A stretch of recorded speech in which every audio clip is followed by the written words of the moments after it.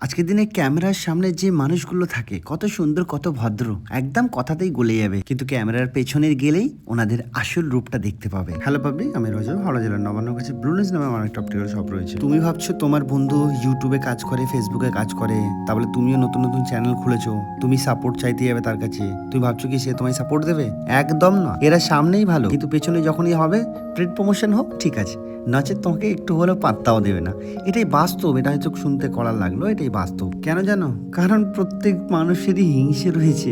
যে সাদা সিধে মানুষ, তার যদি ভিউজ বেশি এসে যায়, তো যার কাছে হেল্প চাইতে তার বেশি বুকে কষ্ট হবে। দেখো, আমাদের দোকানে যতজনই কাজ করে সবাইকে নিয়ে এমন ভাবে চলি জানো তারা আমার পরিবার। হাসি খুশি আনন্দ ফুর্তি সবকিছু করে আমাদের দিন কাটে, মনেই হয়নি যে আমরা কাজের জায়গায় রয়েছি। আর আমি মানুষটা এমনই, মানে সবাইকে না নিয়ে আমি চলতে পারি না। সববার ভালো মন্দ যতটুকু আমার দ্বারা সম্ভব আমি সববার ভালো করার চেষ্টা করি, কিন্তু আমারই যখন কোনো হেল্পের প্রয়োজন হয়, কোনো জিনিস জানি না সেটা শিখতে যাই, কখনো বিশ্বাস করো কারোর থেকে আজ পর্যন্ত হেল্প সেরকম ভাবে পাইনি। সে এটাই বুঝলাম যে নিজের কাজটা করে যাও, বাকি সব উপরের হাতে ছাড়ো, দেখবে ঠিক একদিন না একদিন সাকসেস হবেই।